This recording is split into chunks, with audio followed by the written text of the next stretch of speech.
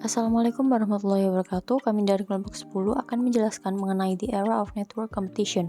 Di sini anggota kelompok kami yaitu yang pertama Raisul Habir dengan NIM terakhir 056, Yasmin Anissa 058, Maisha Rizky 100, Naomi Tabita 106, dan Ananda Rizkullah 168. Kali ini saya akan membahas tentang the new organizational paradigm, yang dimana suatu bisnis itu pastinya memiliki tantangan yang dimana mereka perlu menjadi organisasi yang responsif dalam segala hal. Jadi di sini organisasi itu harus mampu dalam menanggapi perubahan pasar dengan produk dan lain-lain yang dapat memberikan solusi inovatif. Nah, saat ini itu kita sedang memasuki era network kompetitif di mana semacam hadiah itu akan diberikan pada organisasi yang dapat menyusun, mengkoordinasikan dan mengolah hubungan dengan mitra mereka dengan lebih baik. Di sini saya akan menjelaskan mengenai collaboration in the supply chain. Nah, di mana semakin dekat hubungan antara pembeli dan pemasok, semakin besar juga kemungkinan keahlian kedua belah pihak ini dapat diterapkan untuk saling menguntungkan. Dan logika inilah yang mendasari munculnya konsep co-makership atau partnership sourcing. Nah, co-makership ini sendiri merupakan pengembangan hubungan jangka panjang dengan pemasok dalam jumlah yang terbatas atas dasar saling percaya. Dan manfaat dari co-makership yang berhasil adalah biaya yang berpotensi lebih rendah untuk semua pihak melalui pengurangan inventaris dan biaya pengaturan yang lebih rendah sebagai hasil dari integrasi jadwal yang lebih baik. Selanjutnya kita akan bahas mengenai managing the supply chain as a network. Di sini ada 3 strategi. Yang pertama yaitu collective strategy development, di mana anggota network ini harus secara kolektif menyepakati tujuan strategis untuk network dan sarana untuk mencapainya.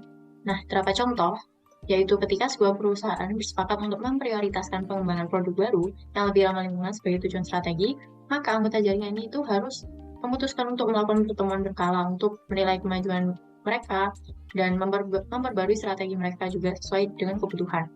Lalu yang kedua ada win-win thinking, di mana hasil dari peningkatan kinerja dapat dibagi di antara semua pihak. Dan win-win ini itu tidak harus 50-50, tetapi minimal semua mitra ini harus mendapat manfaat.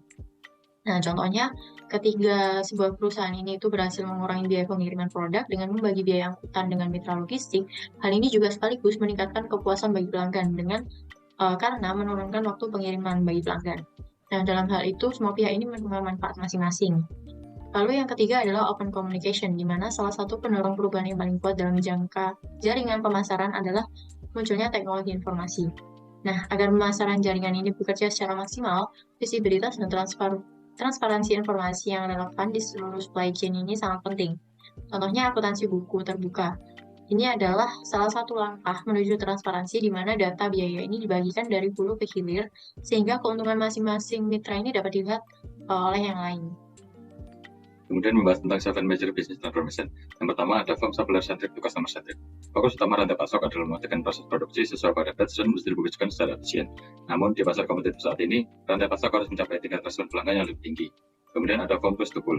Production push berarti menjadi demand pull, yaitu memproduksi barang tanpa memperhatikan permintaan, ke filosofi memproduksi, memindahkan dan mendapatkan barang sampai ada permintaan. Kemudian ada from inventory to information. Dalam logistik manajemen rantai pasok konvensional, forecast driven lebih dipertimbangkan daripada demand driven. Artinya mereka berfokus pada memperkirakan permintaan di masa depan dan membangun stok inventaris berdasarkan prediksi tersebut. Namun karena pasar semakin tidak stabil dan sulit diprediksi, risiko kelebihan atau kekurangan stok semakin tinggi. Kemudian ada from transaction to relationship. Di masa lalu, rantai pasar berfokus pada volume, pangsa pasar, dan orientasi perusahaan adalah transaksional. Namun kunci keberhasilan saat ini adalah mempertahankan retensi pelanggan. Salah satu cara untuk meningkatkan retensi pelanggan adalah dengan memberikan layanan pelanggan yang baik. Kemudian ada from track and ship to end-to-end pipeline management. Sebelumnya, fokus utama hanya pada transportasi, pergudangan, dan upaya manajerial diarahkan pada pengurangan biaya dan optimalisasi jaringan dan sumber daya. Namun dengan pandangan yang lebih luas, fokus utama sekarang adalah mengurangi waktu dari awal hingga akhir rantai pasok. Kemudian ada from function to process. Organisasi bisnis klasik berjalan secara vertikal dengan struktur pengambilan keputusan hierarkis berlapis-lapis. Namun dalam lingkungan bisnis yang berubah dengan cepat, disarankan bahwa fokus harus pada proses bisnis utama yang menciptakan nilai bagi pelanggan. Dan terakhir ada from stand-alone competition to network recovery. Dengan meningkatnya tren outsourcing sekarang, disadari bahwa sumber daya kompetitif bukan lagi hanya milik perusahaan individu, melainkan rantai pasok di mana perusahaan menjadi bagian dari jaringannya. Perusahaan yang sukses saat ini adalah perusahaan yang dapat memanfaatkan sumber daya dan kompetisi dari mitra di seluruh jaringan dengan baik. Pembahasan selanjutnya yaitu mengenai implikasi transformasi bisnis terhadap manajer logistik di masa depan.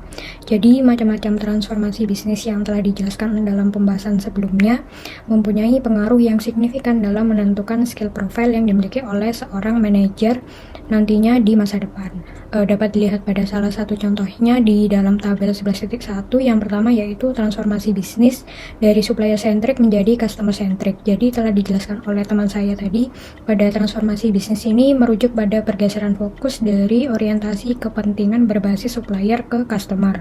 Oleh karena itu, agar manajer dapat beradaptasi pada transformasi bisnis yang ada ini, maka manajer memerlukan skill atau kemampuan untuk up to date dengan keadaan market saat ini dan customer insight untuk mengetahui apa yang benar-benar diinginkan oleh pelanggan dan nantinya perusahaan dapat meningkatkan produk dan layanan mereka untuk memenuhi kebutuhan pelanggan. Kemudian untuk menciptakan skill-skill tersebut dibutuhkan pondasi penguasaan keterampilan melalui program pendidikan manajemen yang tepat. Contohnya adalah membentuk skill profile berbentuk T ini yang ditunjukkan pada gambar sebelah kanan. Yang dimaksud dengan skill profile berbentuk T ini adalah istilah untuk seseorang yang memiliki beberapa keahlian namun fokusnya hanya pada satu bidang. Dengan memiliki skill profile berbentuk T ini, seorang manajer nantinya akan dapat memperluas skill yang dipunyai dan meningkatkan kinerja mereka untuk menghadapi tantangan bisnis yang semakin kompleks. Berikutnya membahas mengenai supply chain orchestration. Jadi supply chain orchestration ini merupakan inovasi kolaborasi yang ada di supply chain saat ini. Nah, untuk menghadapi tantangan bisnis yang semakin kompleks tadi, maka dibutuhkanlah orkestrasi dari berbagai elemen dalam rantai pasokan untuk mencapai kinerja yang optimal. Jadi pendekatan ini itu mengintegrasikan seluruh rangkaian aktivitas dari pemasok, produsen, distributor, hingga pelanggan dengan tujuan untuk menciptakan nilai tambah untuk seluruh jaringan bisnis. Selanjutnya adalah 3PL to 4PL, di mana penyedia layanan logistik pihak ketiga adalah perusahaan yang menyediakan berbagai aktivitas logistik untuk klien mereka. Mereka mungkin mengoperasikan pusat distribusi, mengelola pengiriman produk melalui armada transportasi mereka, dan melakukan penambahan nilai layanan seperti pengepakan ulang. Nah, sedangkan ide penyedia layanan logistik pihak keempat dicetuskan oleh perusahaan konsultan Accenture, di mana prinsip yang mendasarinya adalah karena jaringan pasokan yang semakin global. Nah, oleh karena itu, terdapat kebutuhan untuk sebuah organisasi yang dapat menggunakan pengetahuannya tentang rantai pasokan dan penyedia layanan pihak ketiga untuk mengelola dan mengintegrasikan rantai pasokan end-to-end yang lengkap. Nah, 4PL sendiri akan mengumpulkan koalisi penyedia layanan terbaik dan menggunakan kemampuan sistem informasinya untuk memastikan biaya yang efektif dan solusi rantai pasokan yang berkelanjutan. Dan dalam model bisnis khusus ini telah dibentuk perusahaan patungan atau joint venture antara klien dan partner. Selain memasukkan ekuitas, klien juga akan mentransfer aset logistik yang ada, misalnya pusat distribusi ke JV atau staf yang mengelola dan menjalankan sistem logistik yang ada akan dipindahkan ke perusahaan yang baru. JV kemudian akan mengidentifikasi penyedia spesialis layanan logistik siapa di antara mereka yang akan menjalankan aktivitas yang berbeda dalam rantai pasokan. Dan jika 4PL merupakan perusahaan patungan atau model lain, terdapat 4 kunci komponen yang harus ada. Yang pertama adalah keterampilan arsitektur dan integrasi sistem. Yang kedua adalah ruang kontrol rantai pasokan. Yang ketiga adalah kemampuan untuk menangkap dan memanfaatkan informasi dan pengetahuan di seluruh jaringan. Yang keempat adalah akses ke penyedia aset terbaik. Nah, saat ini terdapat paradigma baru dari persaingan yang muncul, di mana jaringan rantai pasokan semakin akan menyediakan sumber keunggulan berkelanjutan melalui peningkatan nilai pelanggan. Dan jika keuntungan seperti itu ingin dicapai, maka sangat penting bagi organisasi untuk meninjau cara memberikan nilai kepada pelanggannya dan untuk mempertimbangkannya apakah sudah tiba waktunya untuk mengonfigurasi ulang rantai untuk memanfaatkan kekuatan pemain lain dalam rantai pasokan.